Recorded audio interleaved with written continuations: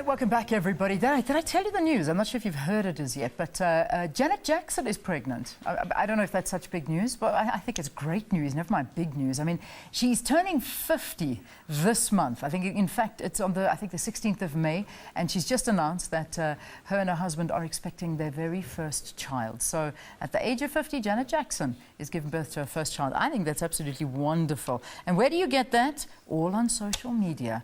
And I mean, this is the subject of our next interview, because we're all bombarded, we really are, with the rapid growth of the digital era. The side effects are the bombardment of information. And according to a study done by Epic MSLGROUP, the bombardment of these messages and digitally driven lifestyles has changed the way our brains perceive and process information. All right, I can attest for that, but I want to hear more from our guest here in Cape Town. He's Elian Wiener, who's from Epic MSLGROUP. It's good to have you, Elian. Welcome to Morning Live. Thanks, Leanne. So, I mean, I'm busy. I'm reading the news. I'm reading about Janet Jackson. I'm finding out what's happening about my children. I'm doing 100 things at the same time.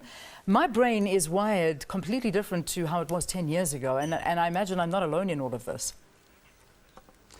Yeah, I think it comes down to the way that people consume information these days. You know, in the past, everybody used to get the information in slightly less frantic ways through reading the newspaper or listening to the radio. But obviously with the rise of digital, that's changed everything. And that's probably as a result of smartphones becoming cheaper, social media platform rising, etc. So what that means is on a daily basis now, with access to all these platforms, and I'm sure if you're like me, you can't put your phone down for more than 5 seconds at a time. Yeah. We are bombarded with millions and millions of pieces of content on a constant basis. And that does tend to alter our brain chemistry somewhat. So a recent study that was actually done, you know, it actually shows that the human attention span has fallen from 12 seconds in 2000 to less than 8 seconds in 2015. That's a second less than a goldfish attention span. I shouldn't be laughing, should I? I shouldn't be laughing, because it's sad. It's actually sad. I lost concentration. What were you talking about? Exactly. I forget what you said at the beginning of your answer. But the reality is that this is so true, because, you know, we're living in a world where we're almost creating our own environment, aren't we? I mean, I choose who I want to follow, I choose who I want to be with on Facebook, and I choose whether to listen to you or not if I'm in a presentation, or even if I'm in your company, because I can just pick up my cell phone and go into that world as opposed to the world that you're offering me. Let's see, is it a good or a bad thing? You tell me. Well, I think what's happened is that there's so much clutter there right now that it's quite hard to filter out and break through the clutter. So what we're seeing now is an evolution in the social media environment, and particularly what we see is a shift from text-based content. And I'm sure you remember, if you ever look back at your Facebook feed 5 years ago, it was all text-based. What's happening now is we're seeing the rise of multimedia content. So we're talking about videos, we're talking about podcasts, infographics, etc. And that's sort of a way to capture people's attention a lot more effectively than what text-based context is. So we've seen video, for example, over the last year in South Africa, the consumption of video has increased by 40%. Which is massive, and this will continue to grow. Yeah. Podcasts too, if you remember, podcasts aren't new, but the new technologies that are available to us now means that people are it's a lot easier to access podcasts, to download them, to listen to them. You can sit in your car now, and with Bluetooth, you can listen to podcasts, and it means that you can listen to or watch things that you really want to watch, as opposed to the information being fed to you that you may not necessarily or particularly want. Yeah. So I think it's a fascinating environment that we're living in now, and it also presents a lot of opportunities for brands and marketers to reach their target audience and to really capture their attention.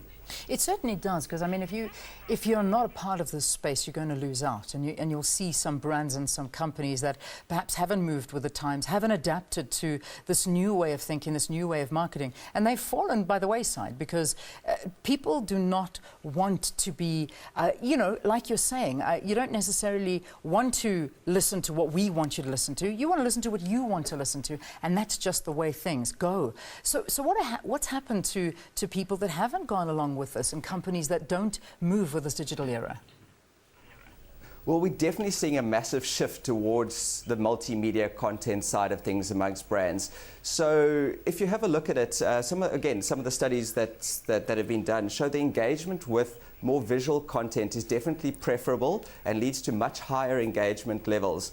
So we're seeing brands now able to produce their own multimedia content. So videos, for example, it used to be the domain of only the very, very big companies that could afford to produce adverts, etc., that cost millions of rands and then spend millions more flighting those adverts. What you're able to do now is you're able to produce this amazing visual content at a fraction of the cost that you could before. Yeah. And you can use, even using your iPhone or smartphones, the Samsung phones, GoPro cameras, drones, etc. Even virtual reality makes it now possible to view it in a sort of immersive experience. Yeah. So you're finding even small brands are able to do this. So let's say you started an ice cream shop in Cape Town. You're able to now go and produce a little video of, maybe that's creative, of a child potentially sampling a new flavor for the very first time. And then you're able to produce a great piece of video, and you're also able to distribute it to all the right people. So you can now target via Facebook, and you put a little bit of money behind that. You can actually start targeting people who live in Cape Town, who have kids that you know like ice cream. It's incredible. So for a fraction of the cost, you're able to reach your exact target market, and that presents massive opportunities for small businesses and business owners who can really start to punch above their weight in terms of getting their brands out there. It's a little bit scary for consumers to know that people are able to do this to you, but it is a huge opportunity for businesses. Yeah, it certainly is. And I mean, businesses, the biggest businesses in the world now are completely different to what we would have known them to have been. I mean, you look at your Ubers and you look at your Airbnbs. I mean, these are the companies that are completely online presence, completely app-driven, and they're doing really well. But I don't want to talk about them, though. I want to talk about, just to end off the interview, is the fact that in your study, you also found out, and we started the interview talking about it, if you remember, the poverty of attention. And that's the problem. What is it doing to us as a generation? I worry about my children. I really do. You know, where you're forced to focus and be attentive at school and pay attention to what you're learning. And yet, this is such a fast-paced, driven world that attention on one thing is not given. So what do we, you know, how do we balance this act by teaching our children to give that attention, and yet in the real world, that attention poverty is a reality? Yeah, absolutely. I mean, it's something that I struggle with personally.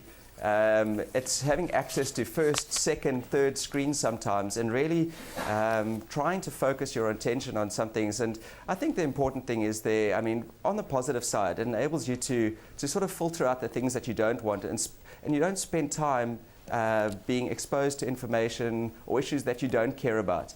So you can try, if you use it smartly, I think it's an opportunity for you to really gain access to information about things that you do care about.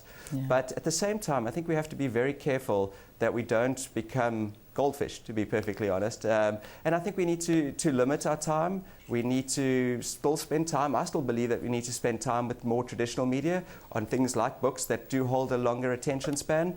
But I think it's all about balance. It's about learning how to understand and use the technology so that it works for you and enhances your life rather than controlling your life.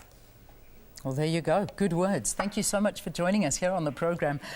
Interesting conversation. It really is. Elian Wiener, from Epic MSLGROUP, talking to us about this influx of digital media, and it's unbelievable what things and how things have changed, and how our attention spans have really gone down from 12 seconds to 8 seconds. That is scary. It's just getting less and less and less. So you and me better keep each other interested, otherwise we're going to lose our attention span very, very quickly.